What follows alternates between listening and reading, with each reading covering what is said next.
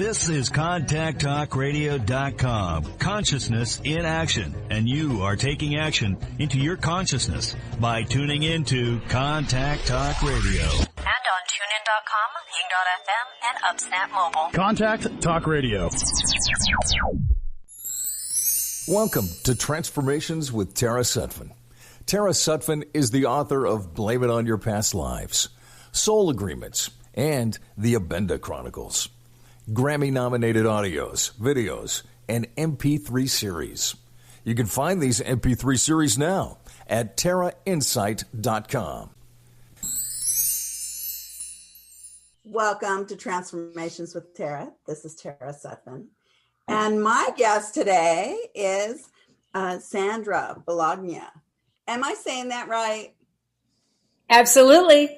Nice. And so you are a wellness advocate and a beauty expert.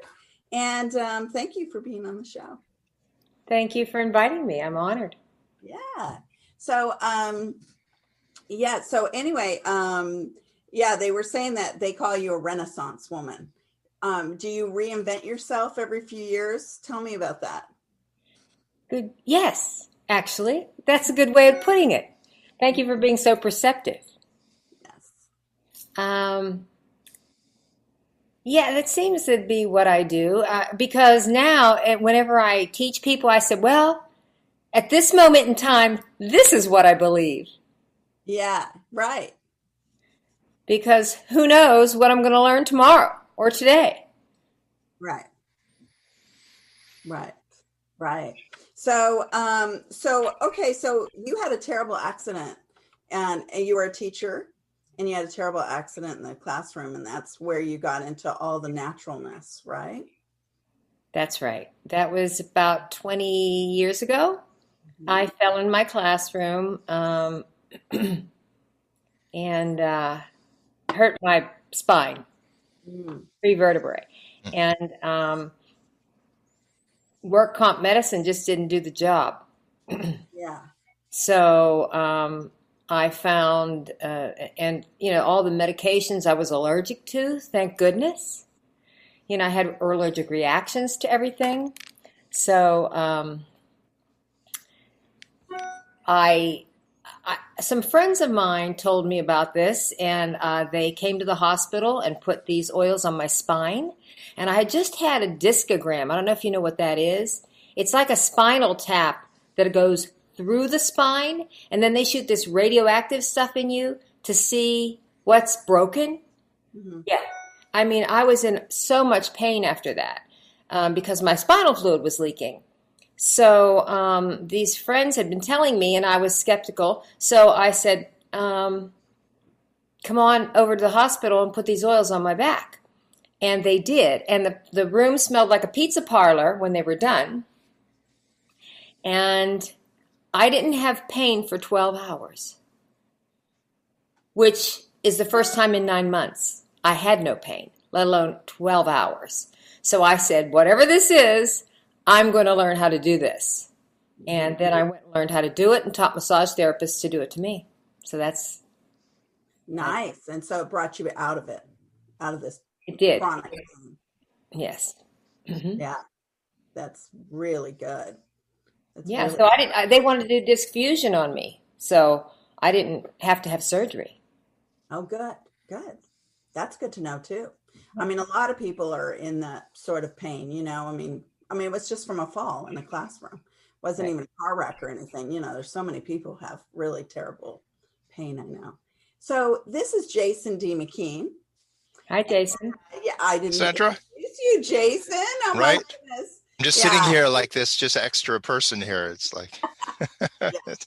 So Jason is the voice of Om recordings that have sold over 1 million copies throughout the world. I do the Om chant every day. Well, maybe it's to one of my albums that you didn't even know. Actually, I do it on my own. Well, that can be even better. But I'll have to listen. My albums are like Om Eternity, Om Sanctuary. They're played in yoga studios and meditation halls throughout the world. I'm sure I've heard them. Wonderful. Yeah. I look Yes. forward to listening to that. And I am also a tarot wizard in the world, and a teacher and all. So, this. Are you still teaching, Sandra? I'm teaching, but not in public schools anymore. I'm retired from teaching. Okay. Well, if you were in public schools, you'd be on Zoom anyway, teaching, right, at this time. Oh yes, the people I know are still, yeah, they're still. That's where they're teaching from home. Right. Right. What I mean, it's something that you said right at the onset, right? It's like you were sharing a gratitude that you were allergic, or the Western approach was not working for you, because of that, it opened up another avenue. And at the time that it happens, when something doesn't work, it can be really disappointing. It can be really frustrating. And then we start, like, shaking our fist going, why? And then another avenue opens up, right? And was that instantaneous for you, or was it something that took over the course of a few days or weeks to discover these oils and open up that avenue so that you could find something that was, like, truly helpful for you? I'd say it was a process, because I was a person who would have over-the-counter medication and give them to people, if they needed it. It's like I'm trying to help everybody. And then I remember the first medication was something Celebrex, I think, and it was taken off the market. But I got an allergic reaction to it. Okay. So, and then there was the sulfa drugs I was allergic to. So I've never taken many medications, okay? But the one that I did, I had a reaction to it. And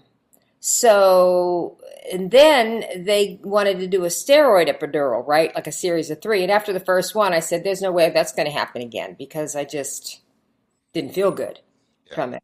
Yeah. So it was after that I was done, and then you're in the hospital and they're giving you how many Vicodin every 4 hours, and they made me sick. I couldn't take those either. So yes, it was a very grateful thing. And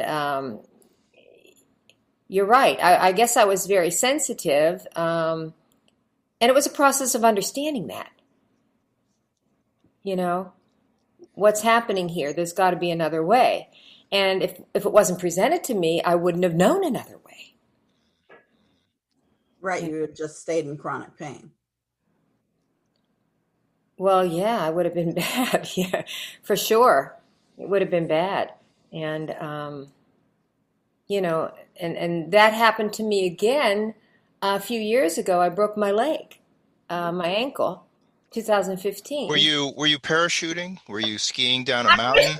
I was skiing or parachuting. I said, yeah, I jumped out of an airplane. No, I was helping my 99-year-old aunt and in Pittsburgh. And I was had these jeans on and these Ugg boots that you fold over. And I'm coming down the stairs with my 50-pound suitcase, and there was a rope at the bottom, the second to the bottom stair, and it caught on on my boot. And the suitcase went flying and my leg didn't move. Oh. My ride to the airport was now ride to the hospital. And that day they put 2 plates and 19 screws in my ankle. And that was an experience as well. And that's what led me to, because the oils didn't, well, they helped me, but I was using frequency devices and so forth. And so, it's a process when you go down this natural learning process, a whole bunch of doors open to you. It's like you realize everything around you, that's available. It's a new world. Yeah. So, oh my goodness, I love Ugg boots. I have Ugg slippers on right now, but they are dangerous as far as, you get a lot of room in them, and, they're not snug shoes. They're not tennis shoes. No. Yeah. And they actually weren't Ugg. They were probably Costco ones, but they were like that type. That's why. That's why they were the Costco knockoffs. No, mine are real. And I think it was the road running. that bought them. Or hanging out with the horses on them. Yeah, with them. Yeah, tripping all around. Yeah, and that's actually a good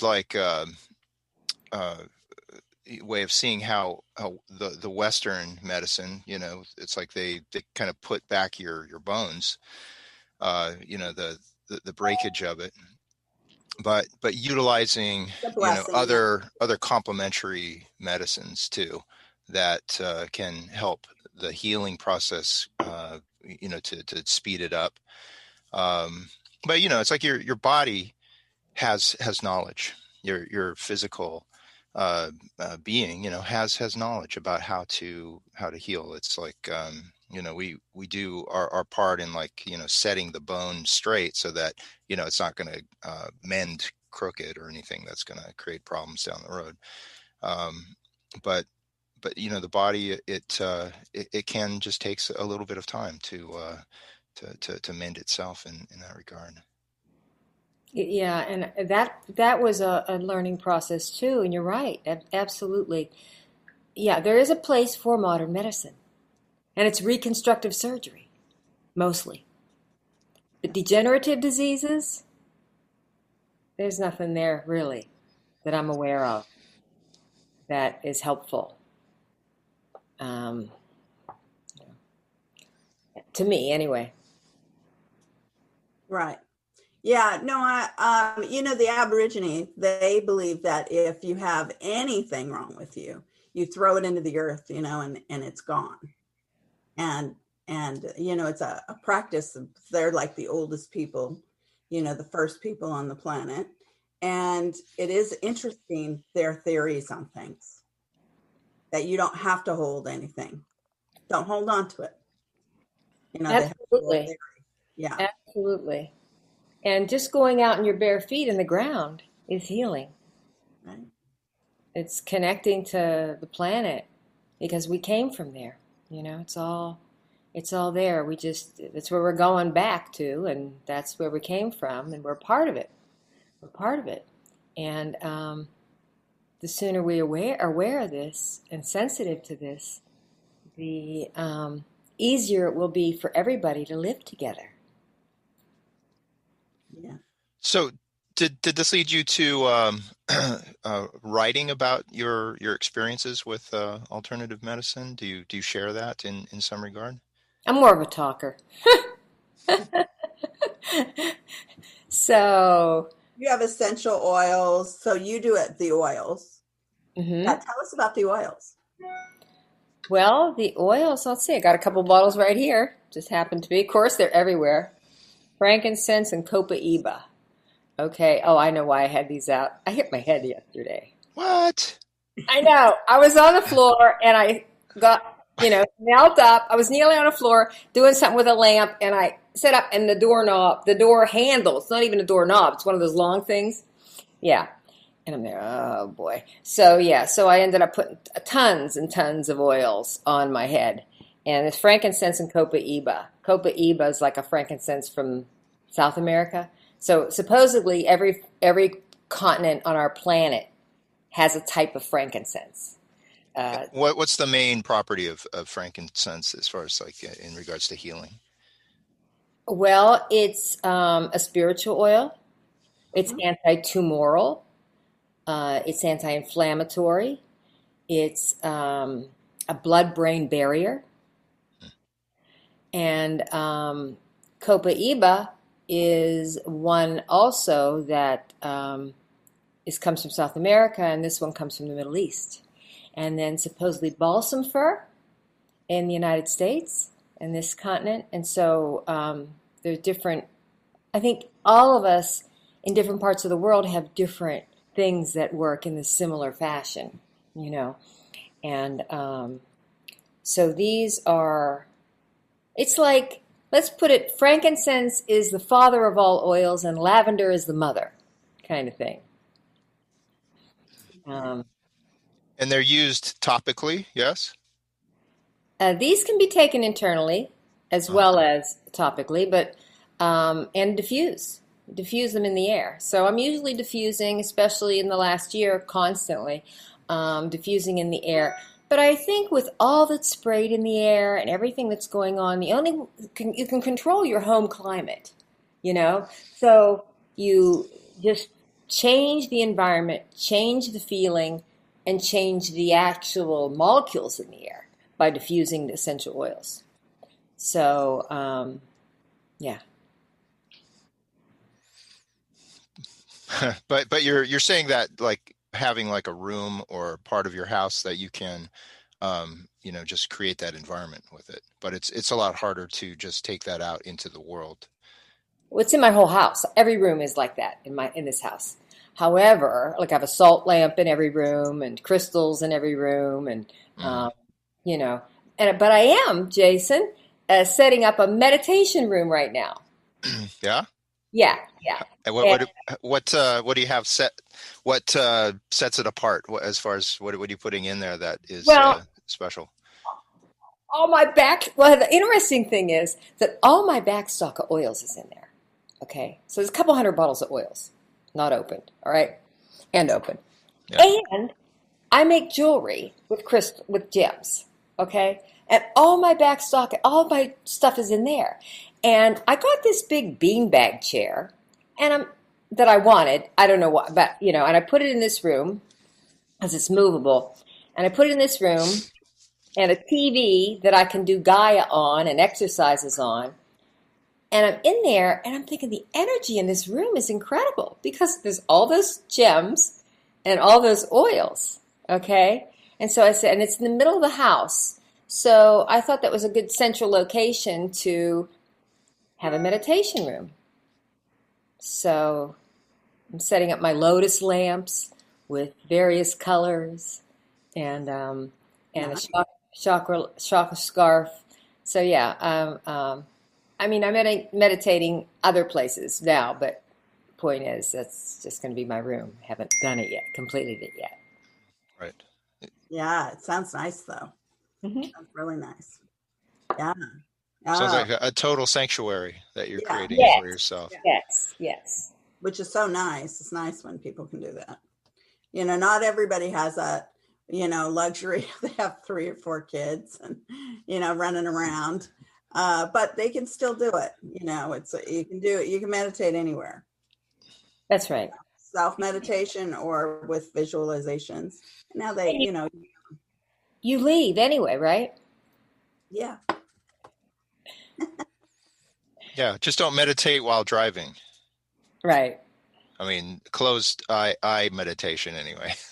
Just, find those places of centering. It's like I'll tell people that too, if they're feeling unbalanced or if their stress is coming up, it's like they can om internally too. If they're in a place that they might be self-conscious, if they're in a place where they just don't want to just start oming out, they can just internalize that vibration there and connect and center themselves and calm themselves.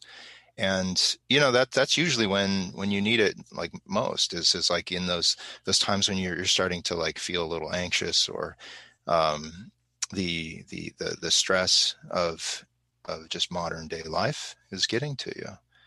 And it can be part of one's spiritual practice to recognize that they can do that anywhere. But it's great to have those places that you can just fully, just belt out the Om and just really get that vibration going. I was doing an Om gathering the other day on Zoom, and it's I mute everyone on it, so it's not like a competition or it always sounds. Zoom can just do this hierarchy of sound, and sometimes someone who's totally off key will be the dominant sound is whoa, it can take you out of your own thing. So it's best just to mute everyone, and I have one of my albums playing in the background so you can just Om along, and it's everyone is just like really just blissed out after like a half an hour or so. It's just like it's really nice.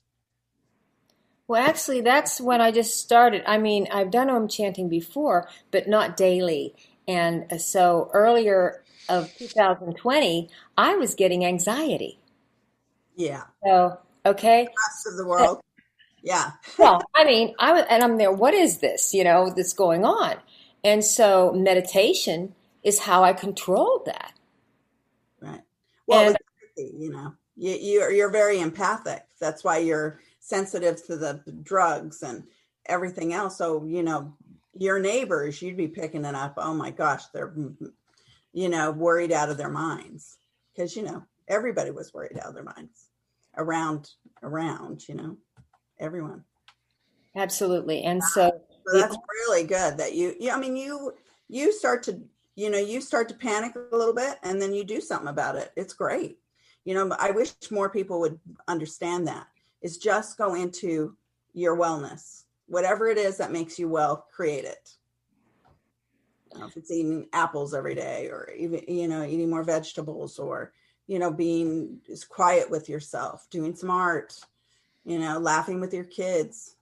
It's given everyone the opportunity actually to slow down their lives, because we were going way too fast.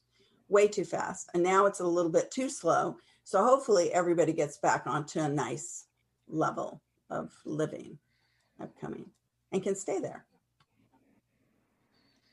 The key. absolutely. Yeah, I think that you, like the individual, they are their best healer, right? It's like, it's like listening to your body, right? It's like being very, very cognizant. Because I went through a health crisis in my 30s. That was just, I didn't know if I was going to make it, to the other side of it, because it was like really intense. And it too was like, it's like my first go-to place was a doctor, Western medicine. And it's like, here's a pill, but we don't know if it's going to actually do something. And it's like, well, it's not what I want to do. And so it was a journey of the alternative, and it took time, and it took a change up of various patterns and habits, and it was an opportunity for me to look at what I was doing in my life and how I was integrating stress, if I was just taking too much on, and so it was like an all approach, mental, emotional, physical, that holistic approach. And it's like that seemed to open up a new place of being able to see that I'm the one who's responsible for my health. I can't just go to a practitioner and it's like, here's something and it's going to cure you. It's like, one has to be aware of their health. Absolutely. Is that when you kind of woke up to this, Jason? It was definitely a level of waking up, of changing how I internalized a lot of my own feelings. As a guy, right? It's like we're allowed to have feelings in the world, and you do have feelings, whether you want to know them or not. Yeah, right. Whether we're allowed to express them or not. It's as far as it was a clarion call. It was an awakening. It's just one of many awakenings that we can have in life, and that was a big one. Especially in your 30s, it's like you're kind of riding along, still feeling invincible, and then boom, you're not, and it's like, oh man. Yeah, because you were already 10 years. He was already 10 years working in the metaphysical field. It's just that. Yeah, your health went down. Well, actually, I was in the metaphysics. I became a non-denominational minister a spiritual minister in 1985. Yeah. 1985? Yeah. Wow. Were you like one of the first? I wasn't one of the first, but I was the youngest. Oh, fantastic. Yeah, I was the youngest in this group at the time. And What brought you into it? uh well, let me see. I was a new teacher in Florida. I moved down here. And there was I don't know how I found out about it, but I was going to the metaphysical bookstore, and I must have found out about it there. Oh no, I know what I went to meditation classes. So obviously, I really started meditating in high school by myself. I've taught myself. So it's like I've been kind of into this from the beginning, just connected to my spirit. And not like everybody else at the same time, So I did that then, and but you were saying about you've been in the field, but there's stages of waking up. Yeah. Okay. So I just wanted to learn the spirit world. I want to learn about the invisible world. Okay, religion, these things, this thing, but what about the invisible world? How does that work? Because we're in it. We ought to know what we're doing there. Mm-hmm. Well, you have to take the horse by the reins and actually lead yourself into having a great life, because the illusion and reality, it's the same thing. Absolutely. And that's my motto, to teach people that you're your best healer. But to like become like a reverend, let's say, right? I think that's the term, a minister or a reverend. It's like that's taking another step into it. That's not just like exploring it, right? That's where one takes a leadership role, or you're setting yourself, to a place of where you're wanting to inspire others in that. So what took you to that place? Well, I studied in college. I was a social worker. Then I became a guidance counselor. I got a master's degree in that. So I was already in the helping profession. Okay. And to be honest with you, when I took this class, I had no clue I was going to be a reverend when it was done. I just went to learn the knowledge. Okay. And a lot of people, honestly, that in this community here in South Florida, were taking the class because they didn't want to pay the soothsayer's license in the city. Okay, that's a thing. I wasn't doing it for that reason, but like the tarot card readers and the astrologers and all that, that's what they wanted. They wanted to have that spiritual license so that they didn't have to do that. I said, oh, I didn't even know about that. So I get this card at the end of I didn't even realize I'm supposed to file for an EIN number. I never did it until a few years ago. So, yeah, it's funny. So did you perform any weddings or any memorials or anything? Did you use your reverendship? Should we call you your reverendship? Nothing. I did nothing. I continued my life. Okay. I continued my life, and I was a teacher. I was a counselor. That was enough. What I was doing, it was just more information for me. So no. But now I teach. I teach students to become a minister if they want. People. And I just think of myself, I just wanted more information about how things work, and these books helped you do that. So. Nice. That's really interesting. Do you like, I'm curious about, when someone is wanting to, like be a minister of like a non-denominational, right? Right. Just to, not, box it into a specific religious set of tenets or whatever, but what do you think is like the basic foundation for someone? Like if what's their wiring? How are they best suited to be a minister? Well, that's a good question. I am not sure I know how to answer that question, because I think it depends on each individual what they want to do with their ministry. Right. Is there a basic thread though that you see in all of these students as far as are they like, are they looking to make a difference in other people's lives? Are they looking to be of service to others? Are they looking to own a private jet? Is that No. There are a lot that have ministries, that have churches and people, or not really churches, but, gatherings on Sunday service and so on and so forth. There are a lot that do that. There are a lot of people that use their ministries in many ways. Many people use that to apply oils to people. Okay, I have that option, but I'm not a. Let's put it this way. I can work on people, but it's not what I do for a living.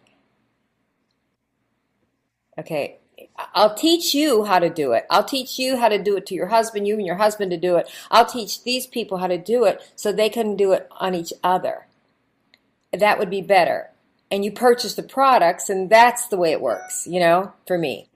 So, and you have my knowledge, you have me, your access, as opposed to being the person that you come to. And there are people who want me to do that, and it's not my forte. It's not my choice, highest choice. Right.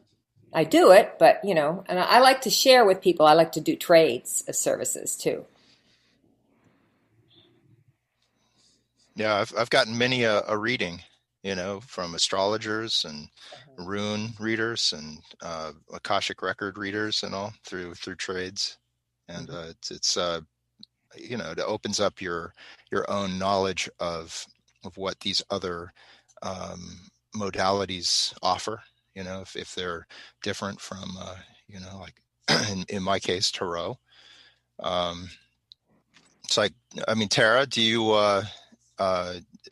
you do that too, right? As far as like, there's like all these different practitioners that you can like kind of. Well, and I'm friends with a lot of practitioners, so we trade a lot. But I'm great friends with Robert Lee Camp, who does the Magi system, and that's always fun. I find that fascinating. And one of his students is one of my students, Jack McKean. So he's great. And he's just an amazing Magi practitioner as well. And then I have done the revolution charts on your birthday, where you're supposed to be in the world. And it's a Romanian astrologer that I use, who's great. And I'm always hanging out with somebody. Does that look to pinpoint, like, when you say, you're looking to be in a certain place in the world? Does it look to see what's compatible as far as the energies of a? Yeah, it's the mathematics. It's the mathematics where the point where it's the best point in the world, especially with what you want to work on.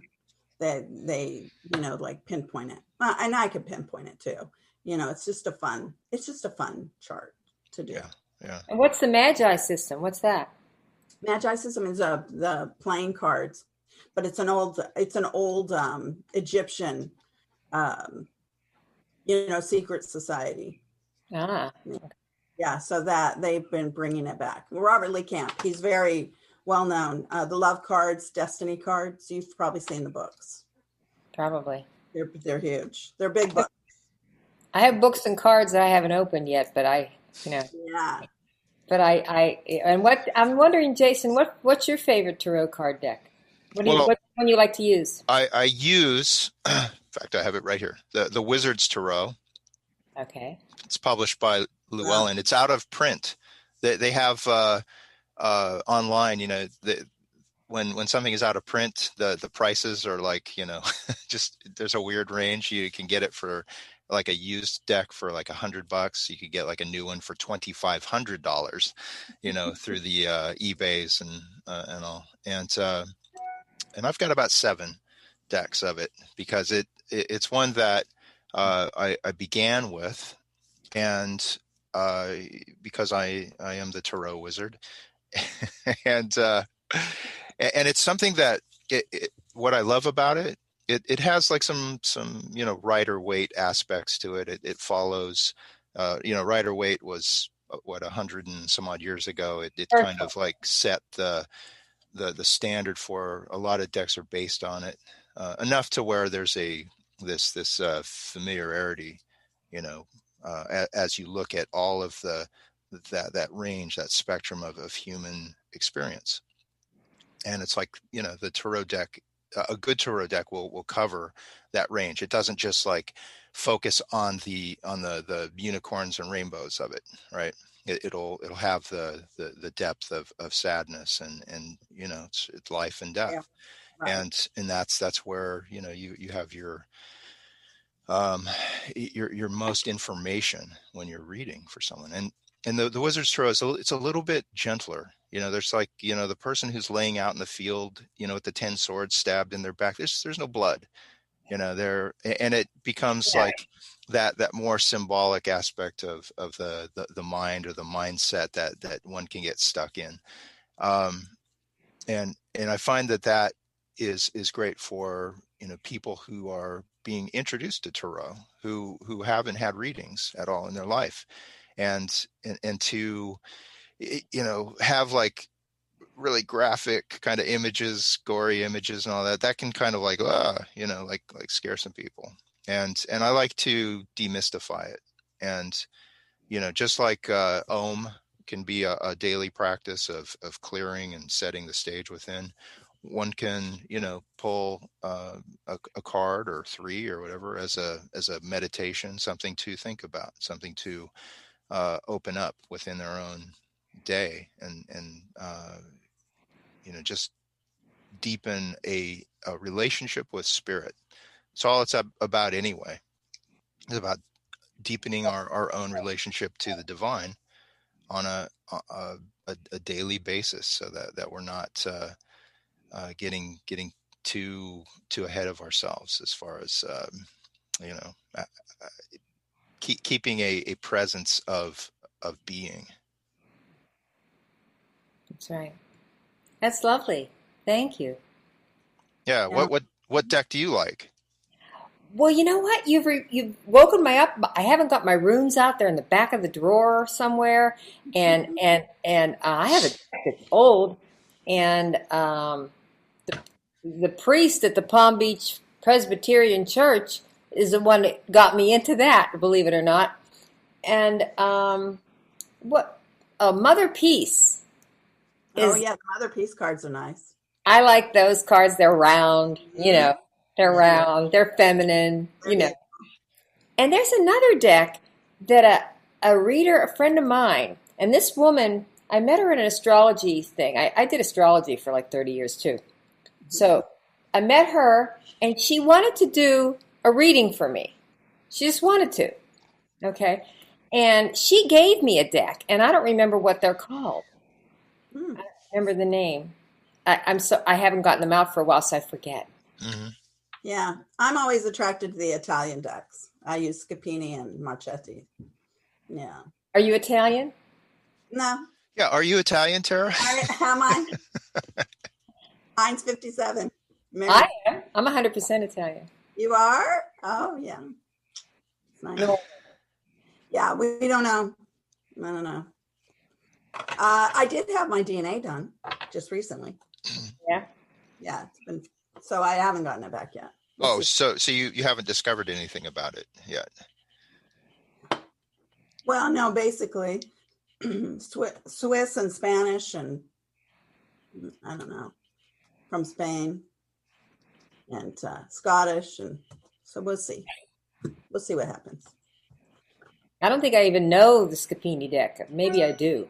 Yeah, this is the Scapini deck. They're gold on the back. Oh, okay. And well, choose one for today. The Emperor. Good one. So, Jason, give your rendition of the Emperor. Well, the Emperor is a card of structure, of the building a framework that one can operate in, that one can inhabit, and looking to produce something that is like in the world, where there is the where there's the vision to create something that you're building, and everything that we build, it has to have an aspect of structure to it, so that it doesn't just collapse on itself, where our ideas have a place to go, where they have a place to land. And it's like Sandra, you create jewelry, right? It's like you can have an idea. Your jewelry, is that your jewelry on around your neck? No, I don't have any on. Oh yeah, because that was so pretty. Yeah. Yeah, and it's when you have an idea for creating a new piece, right? It's like one can have that idea, and it can be really excited about it. But if you don't bring that idea into fruition, then it will dissipate, right? And the Emperor is all about having that vision, and then bringing the resources together that you're able to then produce your vision. And it's like the Hebrew on the Emperor is tzadi, which is the fish hook, and that is the saying that goes with that is that which produces, that which produces. And it's almost like with ideas and those thoughts of like, well, I'm gonna do this, I'm gonna but it's like if you cast a line out into the sea, that's just a line without that hook on it. It's like you're just like it's an empty action.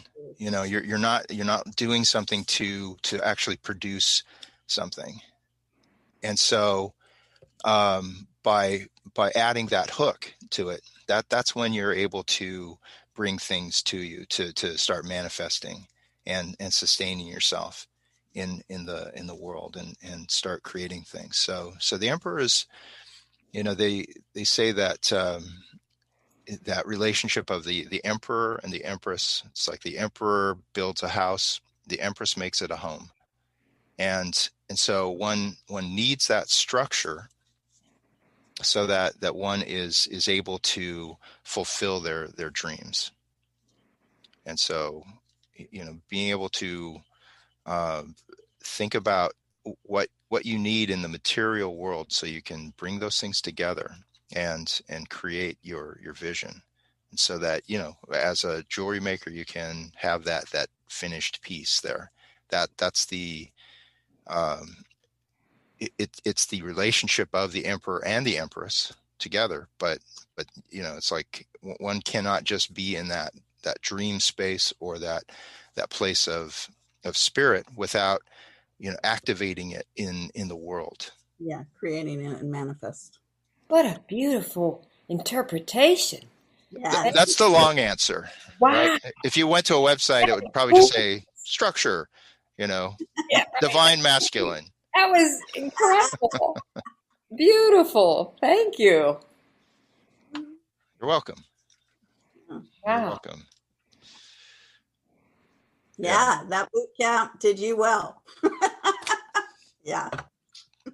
That what did him well, did you say? Boot camp. I do psychic boot camps. Oh, I find what your strengths are throughout your divination, what modality is your best. And so, we do all of them as we can. And from channeling, scrying, crystal ball reading, anything.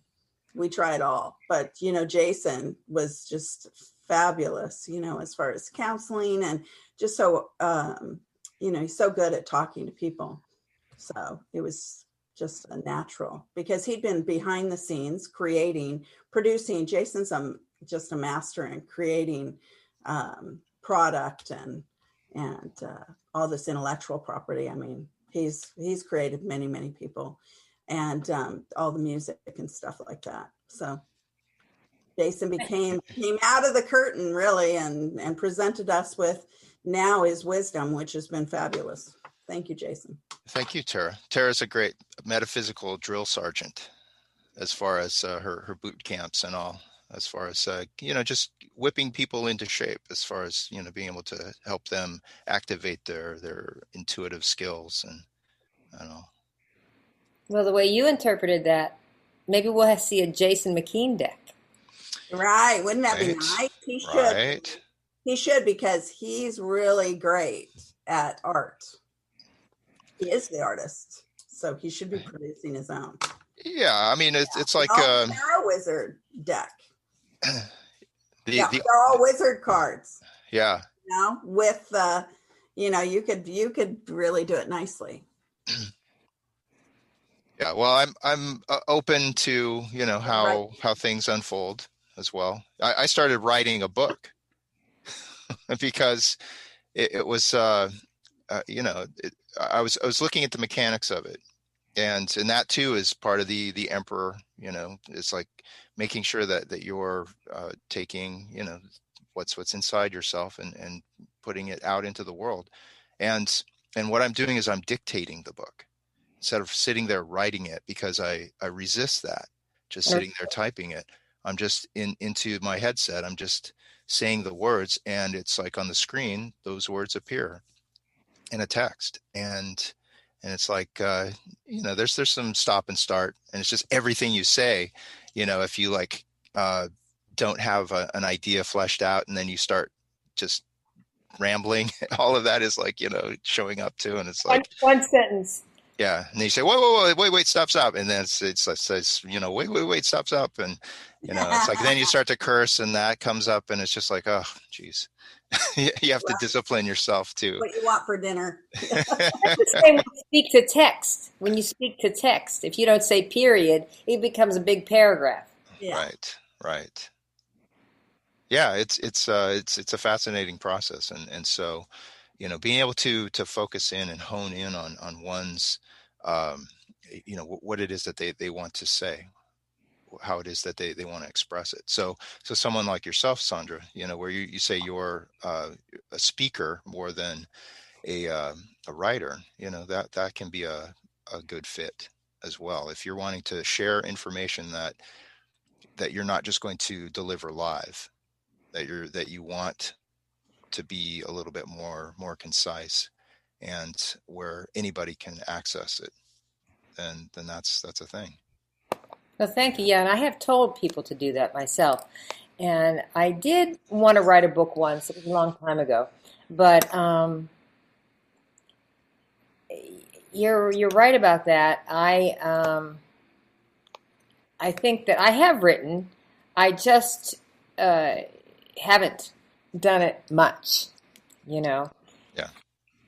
And actually, I think that there were some skills that I had to learn, and once I got them, it was like a wake-up call right there, how to write things in a way that says the message. I mean, I was arguing with the professor that she wanted me to take a poetry course, and I refused to take the poetry course. I wanted I had to take some courses for something, certain requirements.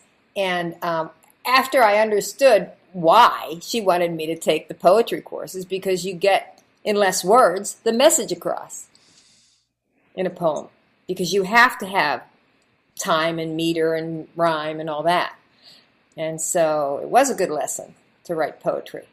Yeah. I think Tara's the most disciplined of all of us as far as in the writing, because she has like a number of books, and you're always writing your moon articles and stuff. Yes, and it is a new moon right now. It's at 23 degrees Aquarius, which is about, creating your future through your creativity. So it is structuring, it is communicating, and it's going into the future with it. So it is nice that we're talking about this kind of now. So, yeah. What was it now? It's Aquarius, so it'd be in Leo?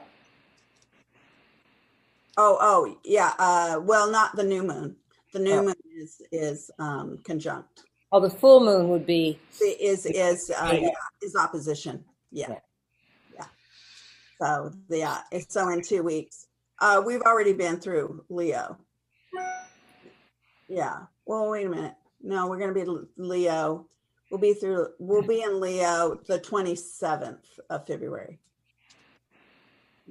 Virgo. It'll be Virgo. Oh. Yeah. So with the new moon, right? It's like, what's a good thing to focus on to manifest? Oh, with the moon this month. Well, you kind of said it with the, how you came up with the Emperor. It's really putting your best foot forward. It's being consistent. It's, just, you put on that hat, all these problems, all these upsets that people have been having. There's always a solve for everything. Sometimes it's easier to get out of your own head, do something, nice for yourself. So, and a lot of times that's part of your creative process. Get back into taking care of yourself, because, you have to be strong first before you're, helping others and supporting others. So, it's all about the strength. And, because life can give us heavy burdens, but it's our viewpoint on everything. We have to be careful about our viewpoints. So, but there's always a direction and a way. We want to have a great life on the planet. Like the pain control, that's like really important. It's really important to be able to control pain and because we all have something, because, the Western society loves, we love our snacks stuff. So we don't necessarily take care of ourselves as well as we should. Hey, you know what? We are down on our count. We're on our countdown. So, Sandra, I would like you to say your website, please. Okay. Well, I have a website. It's the oil website is sandyoils.com. This SANDY oils.com. And my website about some other things that's not completed yet is sandrabolognia.com. Okay. And Bolognia is spelled Bolognia. Yeah, I always say Oscar Mayer Hathaway with Bologna, but there's an I in it. Yeah. Do you know that? Yeah. Not really. I think maybe I was block that out maybe because of the bologna part. Didn't eat it. I haven't eaten it since, child. How about you, Jason? Jason D McKean.com, JSONDMCKEAN.com, and on Facebook, Jason D McKean, and that's where I do a daily tarot meditation and offer my classes and all of these good things. Yeah, my classes. I'm doing a class on Valentine's Day with the Japanese community there. Well, love and romance, and the tarot. On TaraInsight.com. It's TaraInsight.com, and I'm through social media. You can find me anywhere, Tara Sutphen. Anyway, happy Valentine's, everybody. Happy Valentine's Day. Happy Valentine's Day. Coming up, a couple days. Yep. Couple days. And Sandra, thank you for being on the show. I enjoyed it. Thank you. Thank you, Sandra. All right. Blessings, everybody. Lots of love. Thank you for listening to Transformations with Tara. Tara hopes this program brings guidance and insight towards a better tomorrow. If you have any questions or inquiries, or would just like to know more about Tara Sutphen's workshops and seminars or private sessions, please visit her website now at TaraInsight.com. Until next time, many blessings.